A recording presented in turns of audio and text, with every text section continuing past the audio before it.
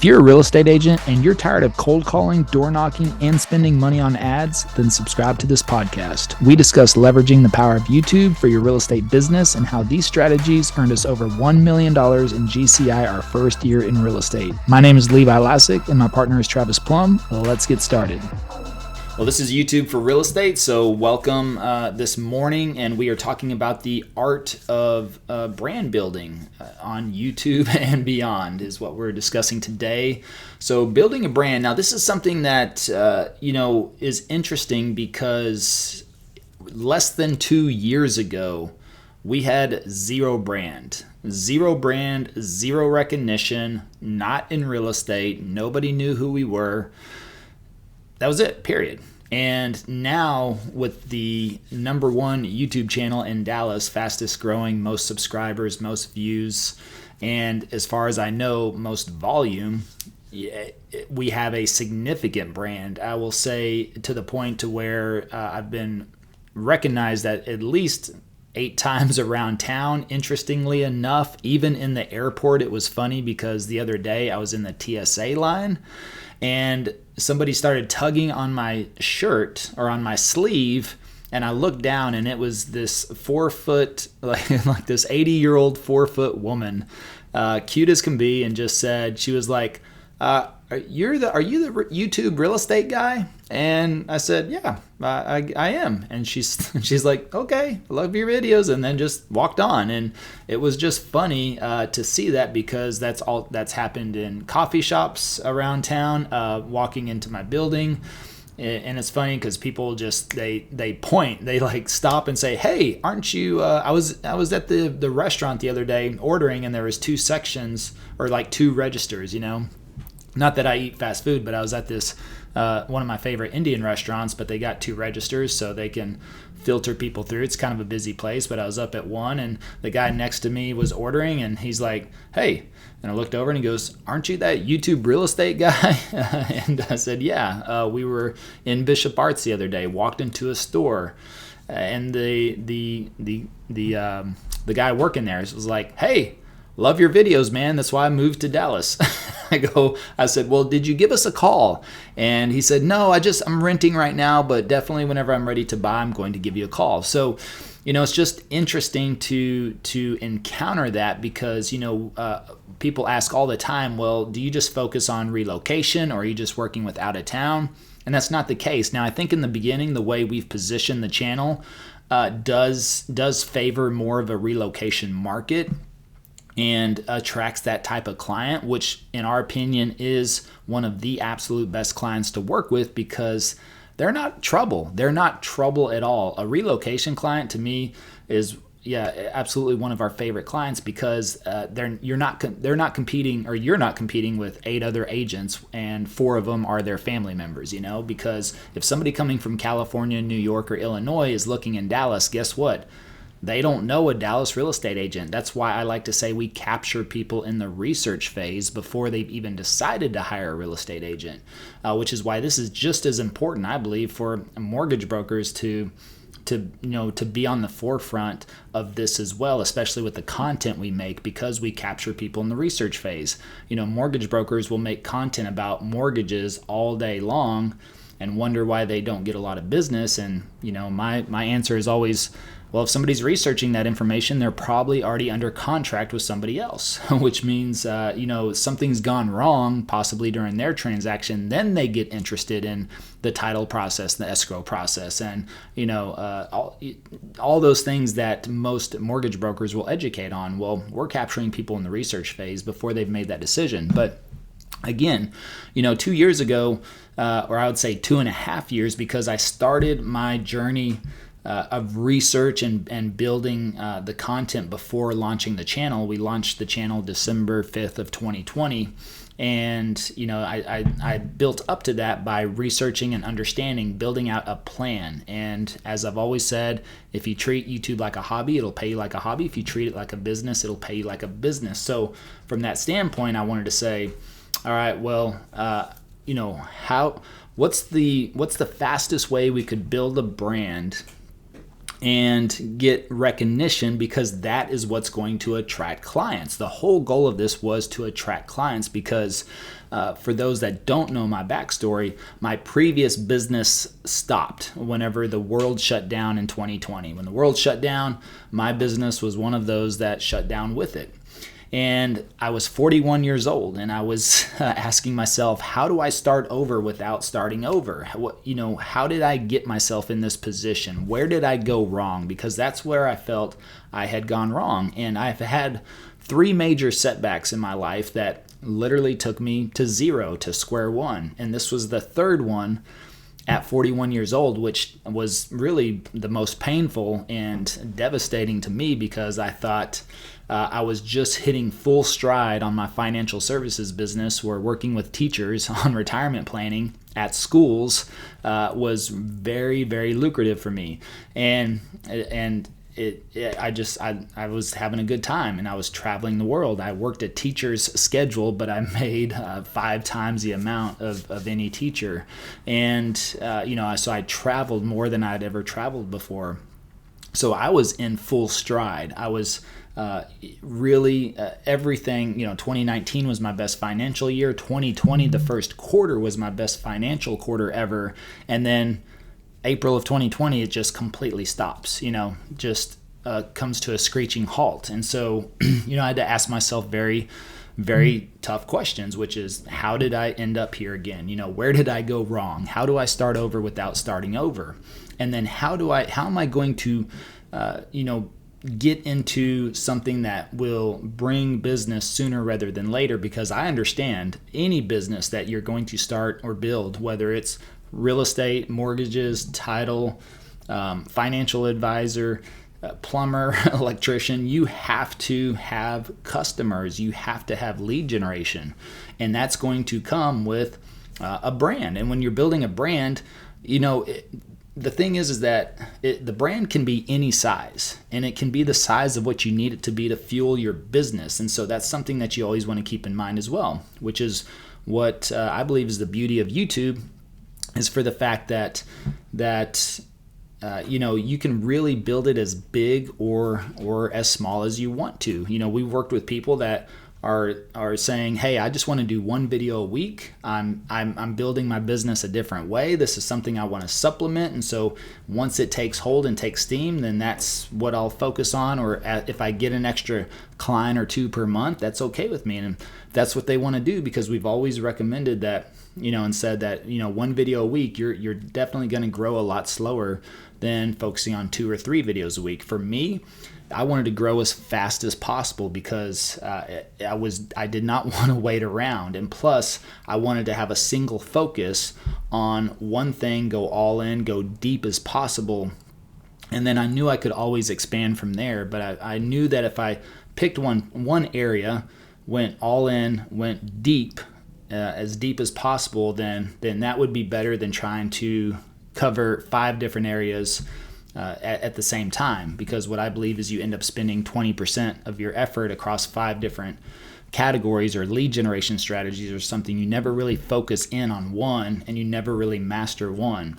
Same thing with social platforms. When people get started, especially in real estate, most people will say, hey, you got to be everywhere, right? You need to be as loud as possible everywhere. You need to be on TikTok and Instagram and Facebook and Twitter and LinkedIn and YouTube. But usually they don't even include YouTube in that topic of conversation.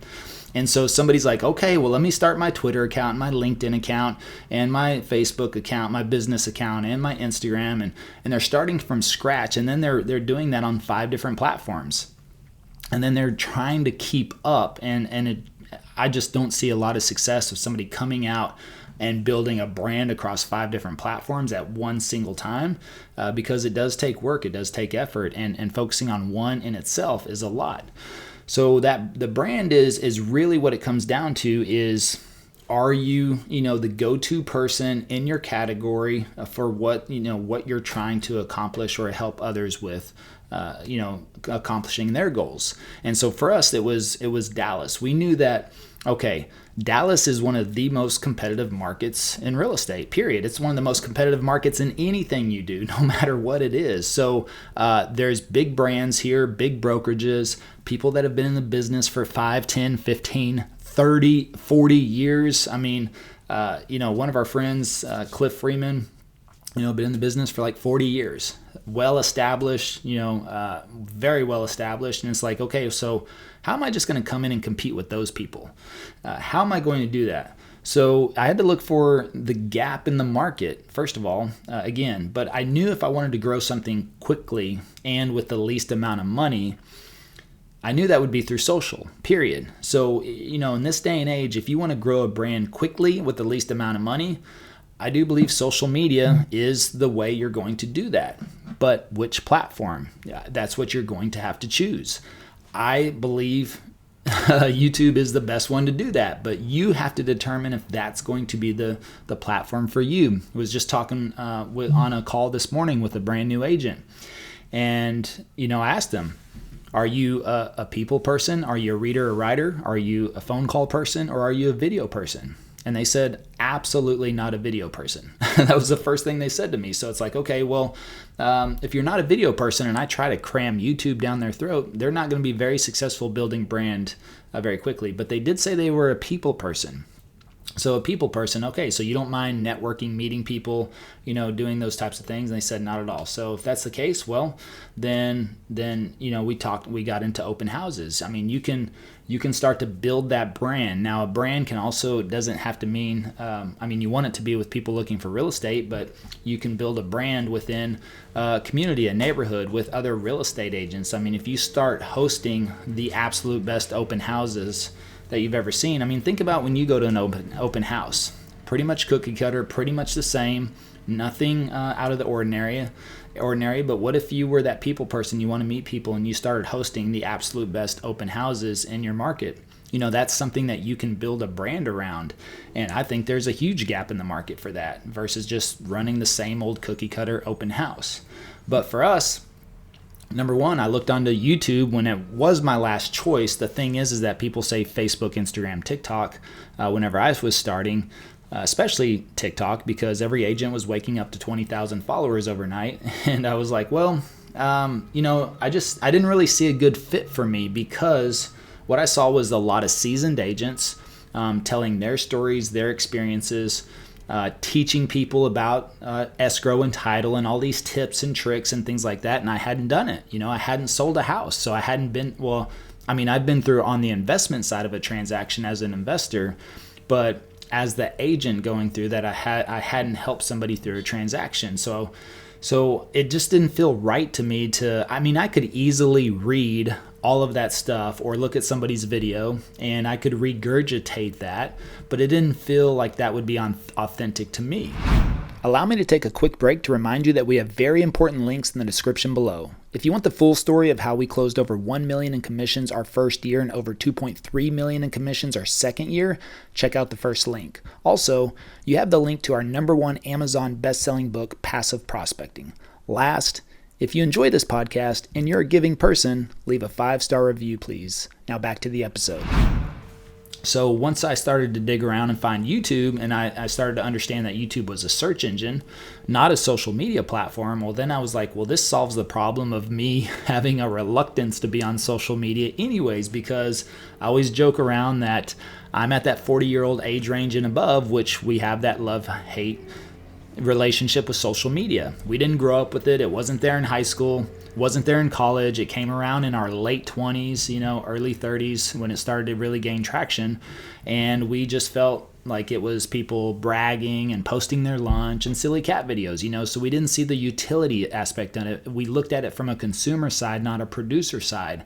And then we started seeing the 20 and the 30-year-olds get into the business, get into real estate, get into these other, starting companies from social. And we're like, all right, well, if the 20 and 30-year-olds are making money, because guess what? The 20 and 30-year-olds came into it. They grew up with it. So, and they played around with it. They learned it. And so in their teens and early 20s, they understood all the back end functions and how to do things and clip and small edits and just really simple things and analytics. And they were looking at that stuff. And so whenever they're like, okay, we can, start a business or start a brand this way, it was easy for them because that was something they grew up with. So, and that was another part of my reluctance. But then whenever I started to understand YouTube is a search engine, not a social media platform, which now they're really, if you think about it now, YouTube is becoming the all-in-one social platform. They are leaning towards that social media, because if you think about it, now that they have the community tab, they're adding shorts. Well, they've had shorts, but really doubling down on shorts.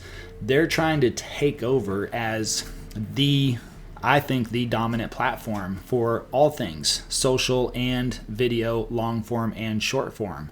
So that's something you want to, and now possibly podcasting too. That's something that I believe is their next focus, is going to be podcasting. So you could say YouTube will take over, not just as a social media, but as the overall media platform of choice for creators. Now think about that.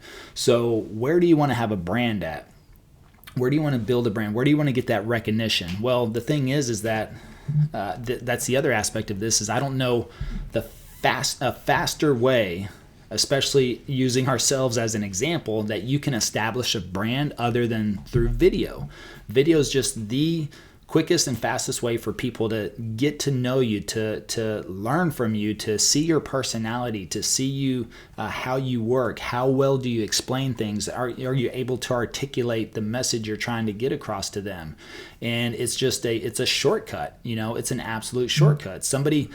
Anybody can read a blog, but do they really make that connection with you? Are you writing that blog? Are you the one behind the computer typing that out, or is it being done for you? Anybody can read a post on social media, but again, was that posted by you? Was it posted by your assistant or a VA or somebody else? Did you write that? And so a lot of that stuff leaves things up to question. But with video, that it doesn't really leave much up to question, right? People see you for who you are or who you're portraying on video. Now, this is something that we've always talked about as well, is that you have to be yourself on video, because we will meet our audience. That's the goal, is to meet our audience. We're not a character on YouTube or somebody that will not likely meet our audience, which a lot of YouTube creators don't, unless they go to a conference and speak or something like that, or host a meet and greet.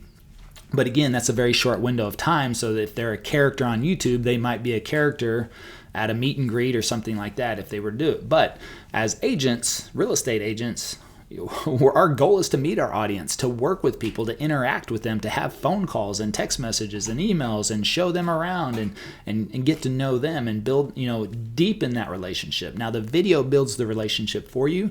So whenever they come to you, they've already made that decision that they want to work with you. But the connection between you, the conversation, that deepens the relationship, and so that locks it in. Now, somebody could see you on video, and then if you're not that person, whenever they talk to you on Zoom or come into town, you have an opportunity to lose them, and that you definitely do not want that to happen. But I think the brand is being really one of the first things I would say with branding is the consistency. I mean, the consistency is key. I like to say content is king, but consistency is queen. So yes, good content, absolutely. But if you're only putting out good content once a month or once a week, I just still believe you're going to grow at a slower rate. But again, you have to answer that question for yourself, which is, what's the rate of growth that you want to, look forward to? What do you want to grow towards as far as your, how fast or how slow, or what are you doing? Is this going to be a primary part of your business, or is this going to be a secondary part of your business, or is this going to be third or fourth on the list? Is this supplementing a successful business you're doing already? So those are the type of questions, and I think branding it encompasses all of that, which is, okay, it's not just, your colors, it's not just your font, it's not your logo, it's everything. It is, okay, who are you as a person? It is your consistency, it is the quality, it is does it improve, does it provide value? All those things are built up, in my opinion, to the overall brand. That's what it really comes down to. And so you have to decide that. And I believe the best time to decide that is before you start the channel, which is something that it was funny. So speaking in Denver yesterday, that's one of the questions it was a panel style, which was really cool because I got to share that stage with Kyle Handy, which he's one of my favorite YouTube creators and people in the real estate space, but just super cool dude Kyle is. And so we were going back and forth on a panel getting asked questions, and it was funny. You always get the question. They were like, over the last 2 years, Levi, what would you have changed? What would you have done differently? What do you wish you would have done? And I just said, well, nothing really. I mean, humbly, I said that humbly. I said we did everything perfect, jokingly around. I was like, no. I said the thing is that I've always been a ready, fire, aim type of person. I'm a driver. I'm a type A. That's me. I am like, okay, let's hit it and get it, and we'll figure it out along the way. But in my questioning to myself during the summer of 2020, what I realized was that I always ran headfirst into the fire. And the thing is that if you don't put on your fire equipment, you're going to get burned. So I know there's a whole book on this. I haven't read it, but I know it's titled Ready, Fire, Aim. I'm going to assume it's talking about, yes, the power and just doing something and going for it. But at the same time, I think that's where I failed the last 3 times. And I don't want to say failed, but got to a reset. I don't like the word failure. I like learning, because you only fail if you stop and quit. And if you don't let any of that, if you let something hold you back, that becomes a failure. But if something doesn't work out, or, I just believe that in a learning. So, but the 3 resets in my life where I went to 0, and whenever I say 0, I mean my career at that time stopped, my income stopped, and so therefore I had to pivot. And I had to figure something out, or else I was going to be homeless. That's what it came down to. So those 3 resets in my life came with decisions. And what I realized over the summer of 2020 was that what I have to do is that I can't do the ready, fire, aim. I wasn't going to just get into real estate. On top of that, some of my best friends have been in real estate now for 15 years. One of them, Michael Reese, was trying to get me into real estate in 2002. All right. So if you're trying to recruit anybody to your cause or get them into real estate, don't give up, because it took him 20 years to get me in. But the reason he came after me, even after 20 years, because Michael knew the person I was. He knows I'll be successful. He knows I'm the type of person that will, get in, learn, understand, and implement very, very quickly.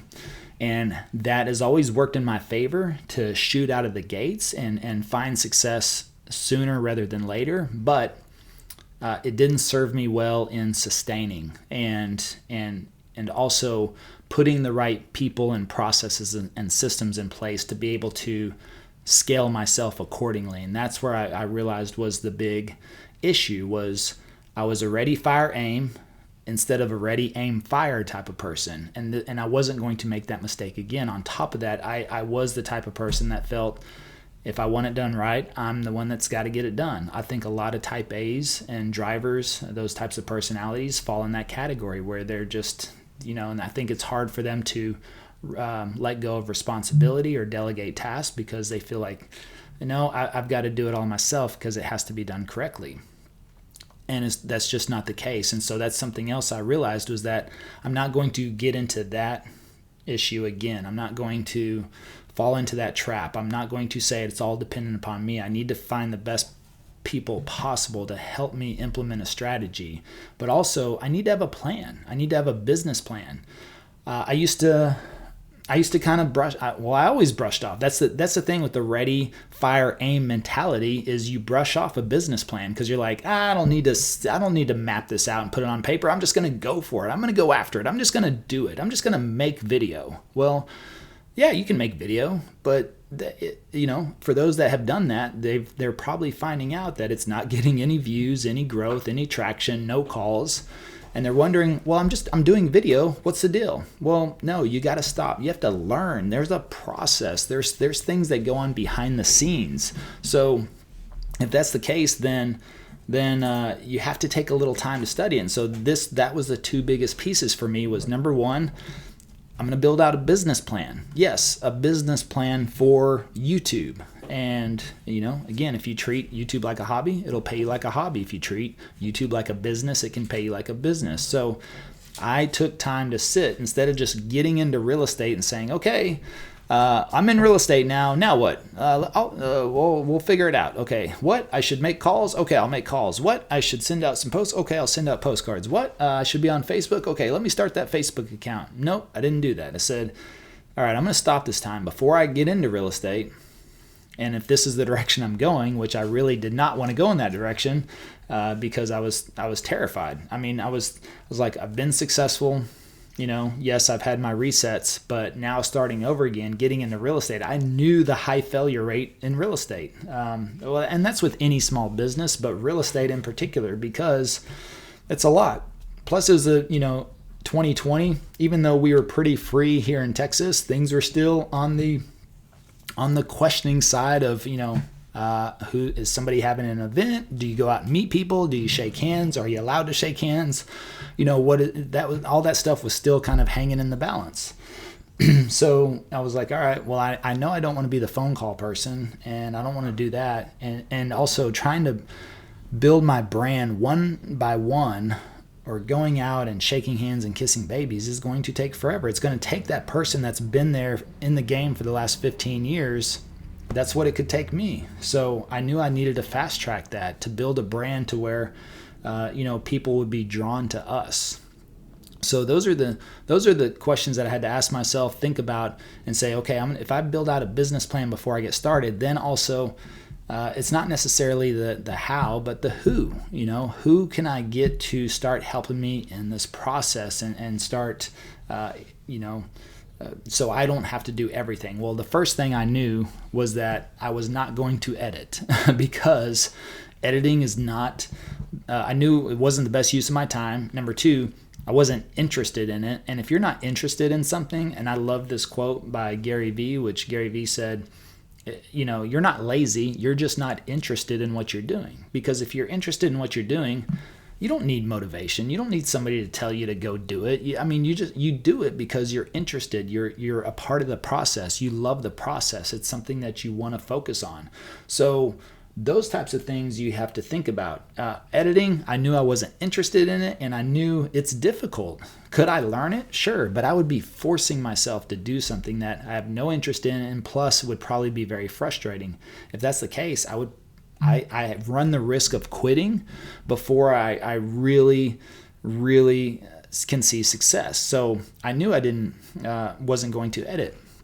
Well, here's Chrissy. Then there's Chrissy, who had been working with me already for about 2 years on some of, in my previous business and a couple of other things that I worked on, side projects. She was always there for the last couple of years, really kind of doing a lot of social media stuff for me, though. Social media, some posting, content, things like that. So, one day I just asked her, hey, do you know how to edit videos? She's like, yep. Which, by the way, anytime I ask Chrissy something, if she can do something, she always says yes.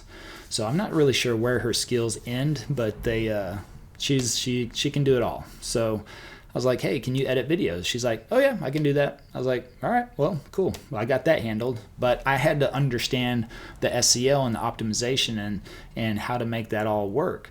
So I was like, okay, well, if I got the editing taken care of, let's go, and on top of that, that was something that, it took off my plate. So even though I didn't have a marketing budget, I had the editing budget.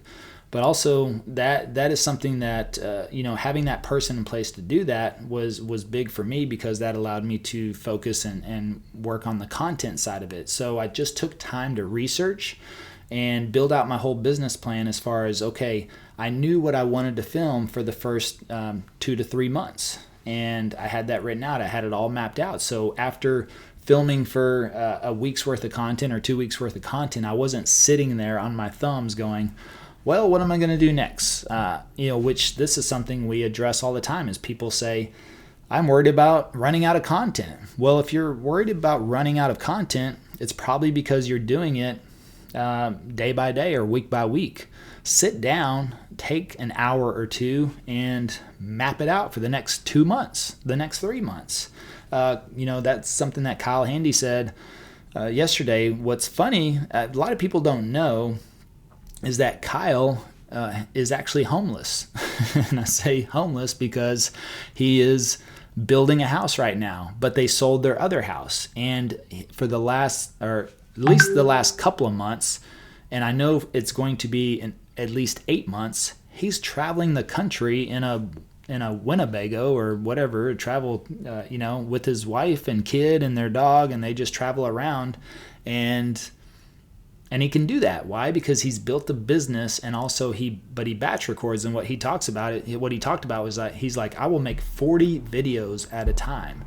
He'll map out 40 videos, and then he sits down and he's like, man, I just knocked that out within, a day or two. So he batches that, and they hit the road. They hit the road, and he's traveling around. His content's going out, but that's already taken care of for the next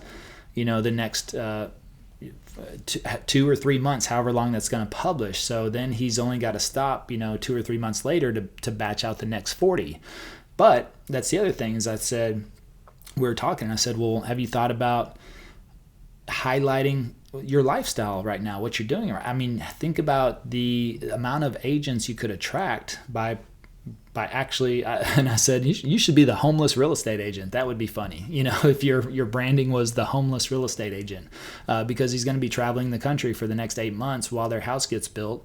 But he's sustaining a business because of video, and he can create that video and then have it all scheduled out and go out and publish and work from there. Think about it. When you watch an episode of $1 Million Listing or Chip and Joanna or whatever it is you're watching, that was all filmed, 6 months or a year earlier. They batched all that. They recorded it in a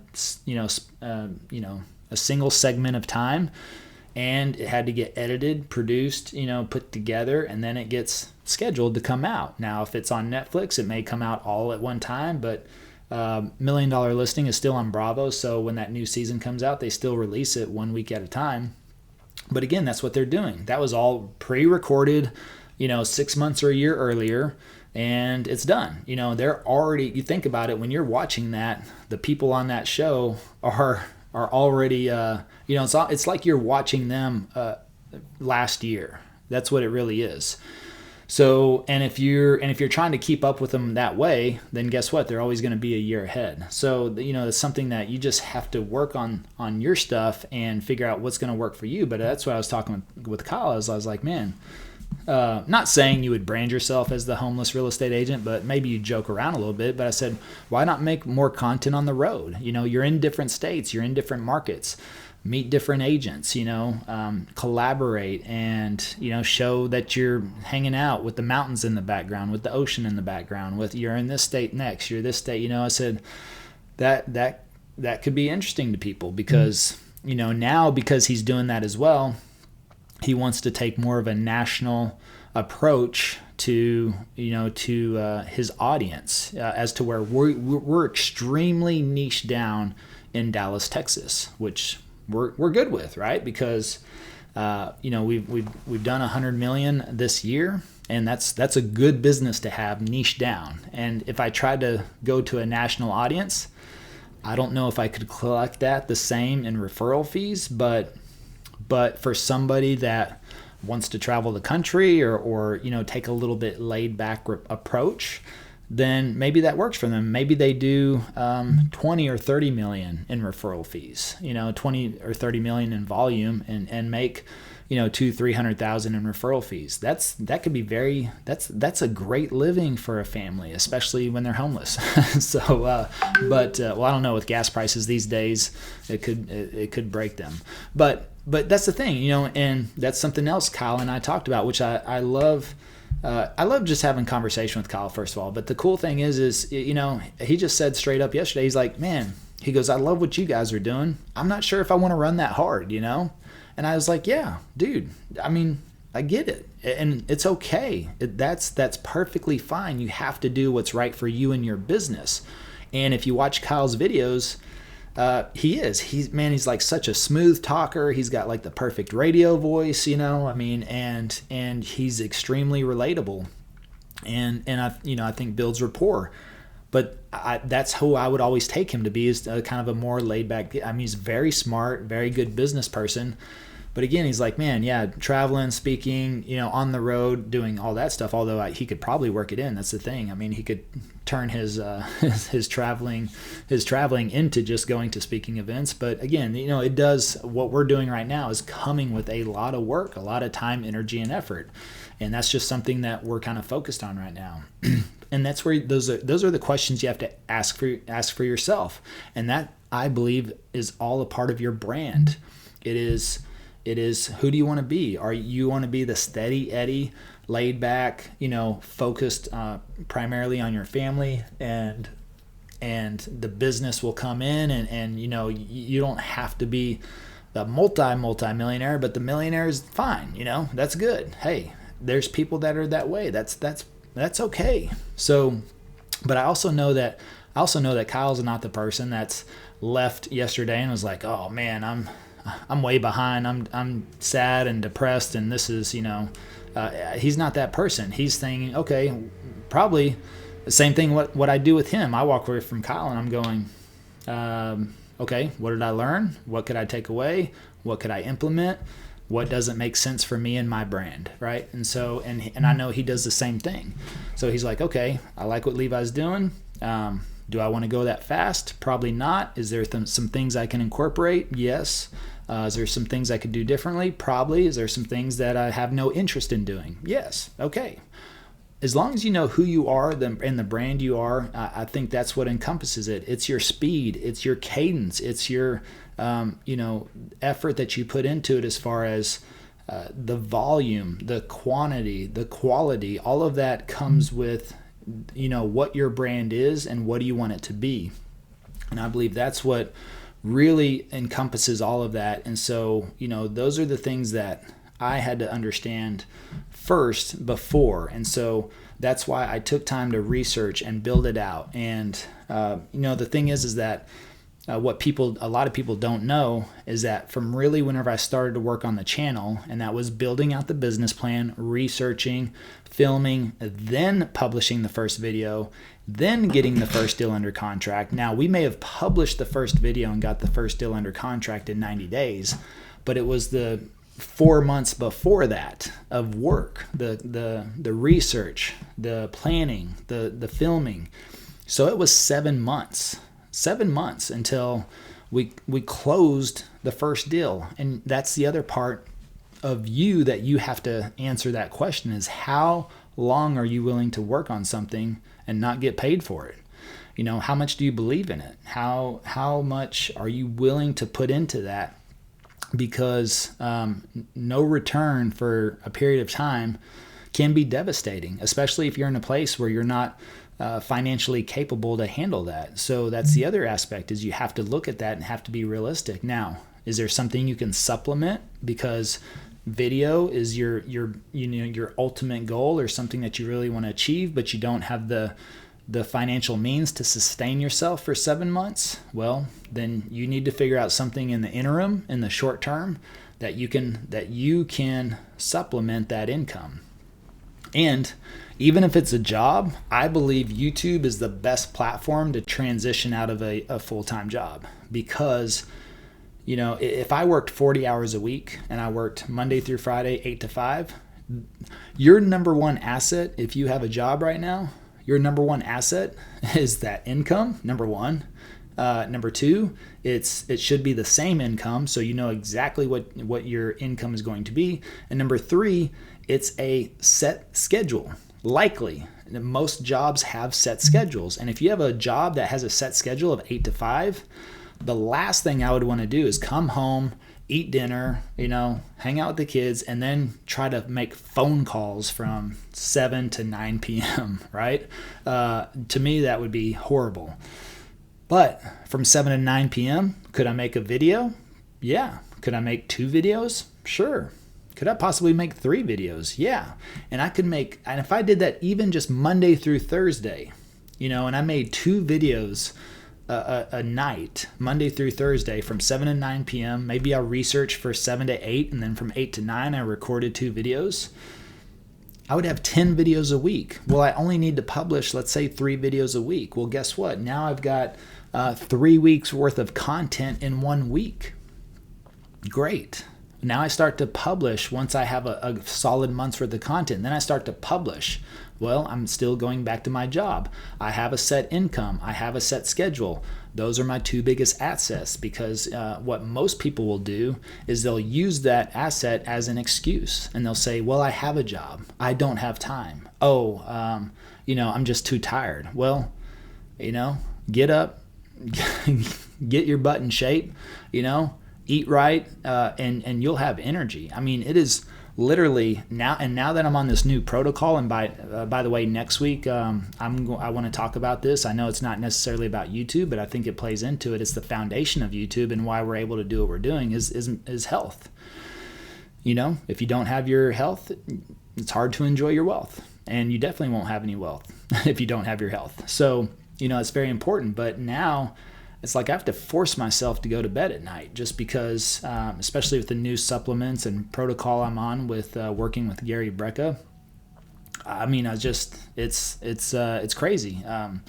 No afternoon fog, no tiredness. And by 10:30 at night, I'm just kind of like forcing myself to go to sleep. And I always like to say that the only reason I go to sleep is because I can't wait to get up the next day.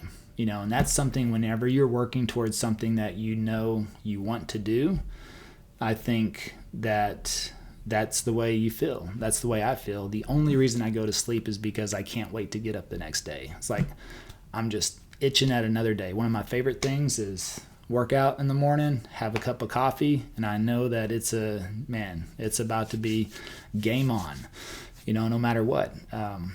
We're at the hotel yesterday, and Michael Valdez, the president of growth for EXP Realty, I mean, this guy's big time. He's the one that's expanding EXP into all across the world, opening up countries.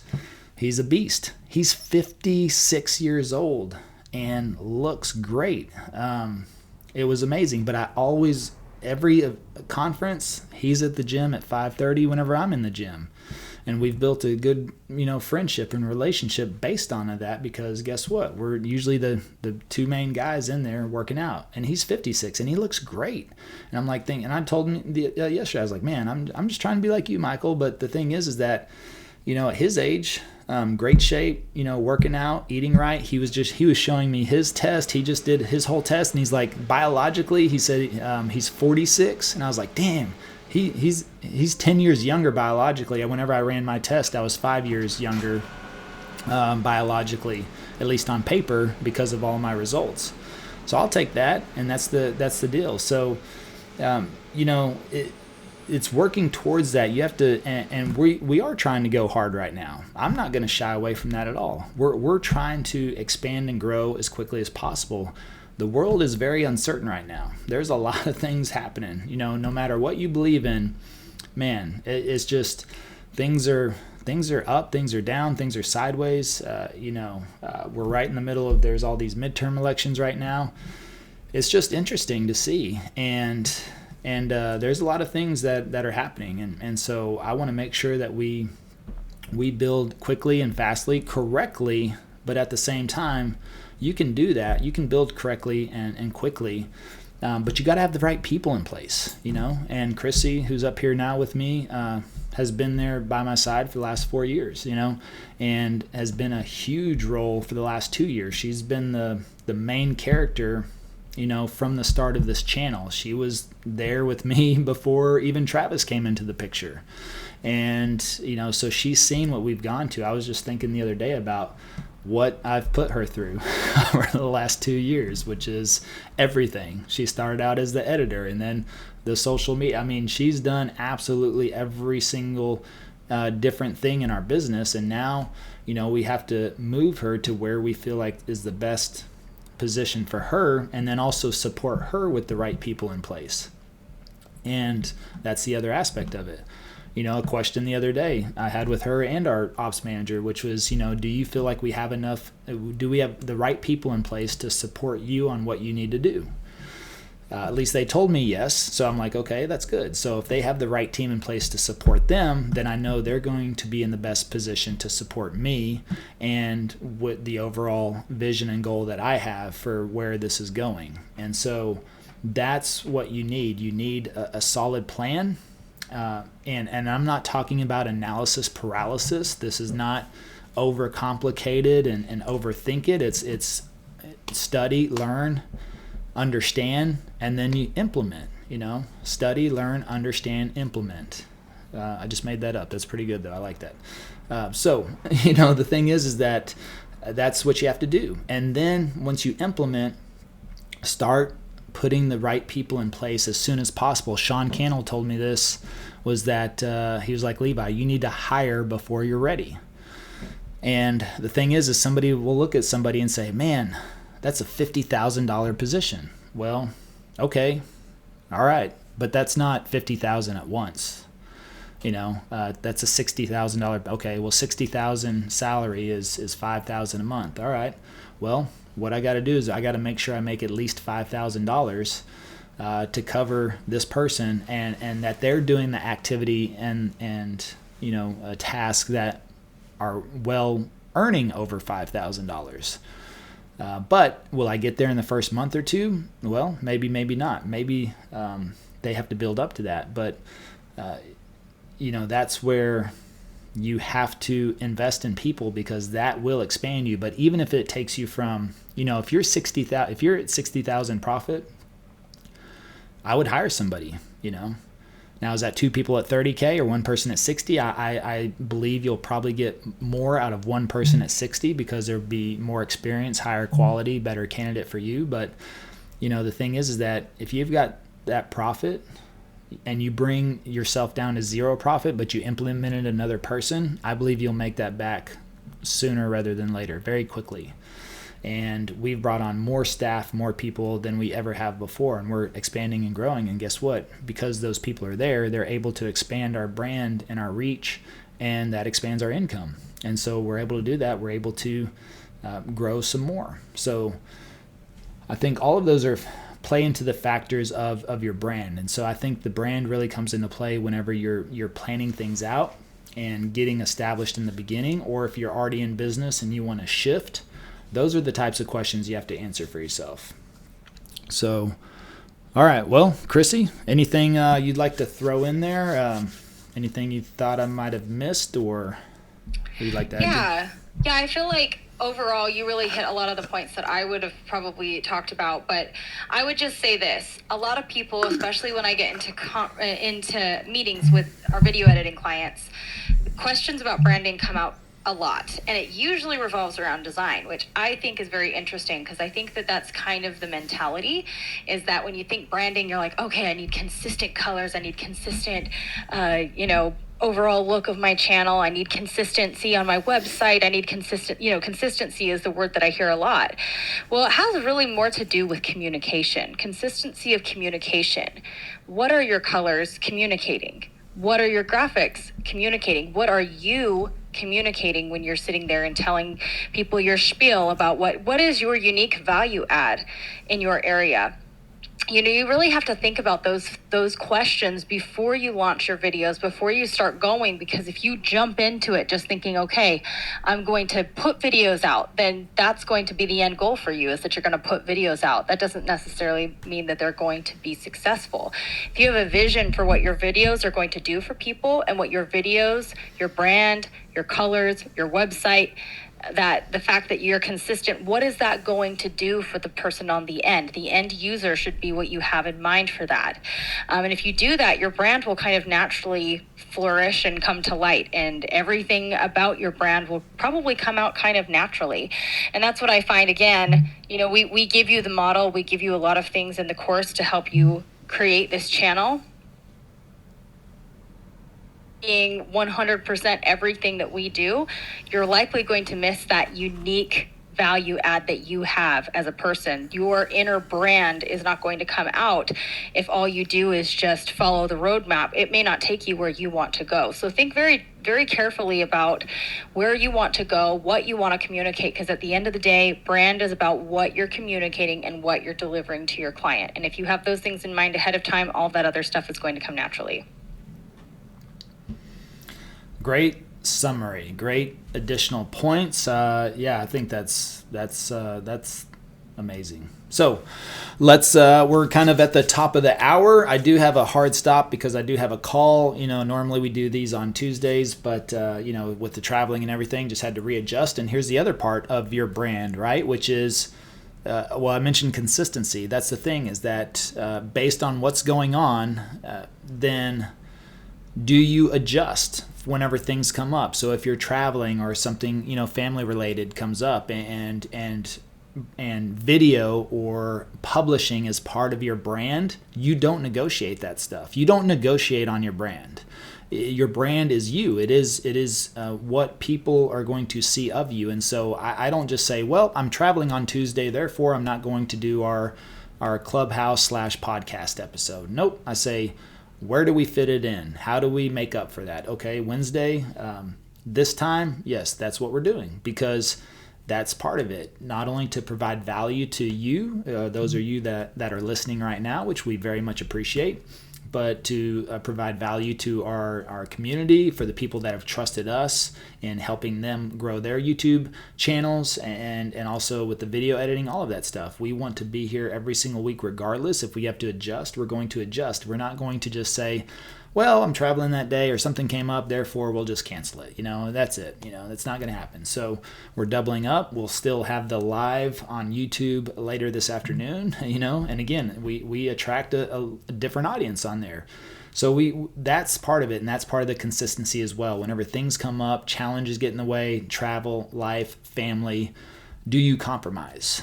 That is your brand, and that really falls on you. And if you compromise and you negotiate with yourself and you let things go and you skip and you put it off and you delay and you procrastinate, well, you're building a brand. Probably not in the right direction, but that's becoming part of your brand. So don't do that. if you want to be successful and you want to continually grow your audience. I'll kind of end with this too. That was something I saw a pretty big YouTuber. I was shocked. They posted a video last week or something that they were leaving YouTube. Well, the thing is that they've grown a massive audience, hundreds of thousands of subscribers. Really, the momentum is there. Every single video is popping off, and they're like, well, I'm going to quit because I'm working on this website, that he wants to offer to the audience, and which I think is great. Those are the things you have to do. But his statement was, well, it's going to take 3 months, for me to build this out, and so I'm going to take 3 months off, and I'm going to work on that. And I just thought, that's not what I would do. Now, this is not the right answer, so I can't speak for this person at all whatsoever. I don't know the full story, but I'm just thinking from a branding and positioning. I believe it's always better to go in with momentum if you're going to launch a product or a service or something like that. And so if you're building a website, like a membership-based website, which is what they're doing for their audience, I would work through it. I would no matter what, I'd be like, I'm going to create content at least for the next 3 months, because I want to continue that momentum, and I want to filter, and I want to talk about that membership site for the next 3 months on all my videos, because I'm going to build up the momentum and the build up, the knowledge, the anticipation. I want to build towards that. And I think if you take time off, then you could lose audience, you could lose momentum, you could lose those types of things. So also think about what you have upcoming, the projects you have working on, the end goals you have in place. And that momentum is a big thing. Think about this. I'll kind of end it on this. This has been my thing with working out or testing. Like in the military, we had to do PT tests, which were physical training tests, right? You had to do push-ups, sit-ups, and a 2-mile run. We did it every 60 days or 90 days. And you had to qualify like with a minimum amount of push-ups in 2 minutes, a minimum amount of sit-ups in 2 minutes, and a minimum run within 2 miles. Or you had the max. If you max, which my goal was like to try to max the amount of push-ups in 2 minutes, max the amount of sit-ups in 2 minutes. Well, guess what? What's the best way to get better at push-ups? It's to do push-ups. The best way to get better at sit-ups is to do sit-ups. Best way to get better at running is do running. But I never believed in taking the day or two off before the PT test. For me, it's always easier to get into the gym on a Friday or a Saturday than it is Monday. Think about it. And that's the case. That may be with work, with anything. Think about something that when you took the day off. When you took the day off and you stopped and you're like, oh, I need that rest day. Was it easier or harder to start back? Is it easier or harder to start when you come back from vacation and you took a week off and you drank Mai Tais on the beach the whole time? And then you're like, oh, now I got to get started. I got to get back in the workflow. Or is Friday like a breeze because you've already worked 4 or 5 days? You're in the mood, in the motion. And so for me, I would always go into my physical training test sore. I would run 2 miles the day before. I would do 2 minutes of push-ups, 2 minutes of sit-ups the day before, because by the end of the week, it's easier for me to get in the gym. It's easier for me to work out. But Monday, if I take a Sunday off, Monday is always kind of like gotta warm up, I gotta get back, make sure to do the extra stretch, gotta ease into it. And so that's something that I think you need to carry momentum into, the projects you're working on, and just, and that becomes part of you and part of your brand as well overall. So that's just how I would probably end that up today. I don't see any questions. I was looking in there, except for where was I at in Denver? I was in Denver. I was downtown Denver at the Grand Hyatt is where the conference was. So that's where we were. But that's all the questions I see in there. I didn't see anybody raise hands to come on stage, so I guess we'll leave it at that. And thank you for joining us. We will see you next week. Have a great day. Thank you for joining us on today's podcast. If you're interested in partnering with us to access our YouTube course and coaching at no cost, schedule a call at passiveprospectingpartner.com.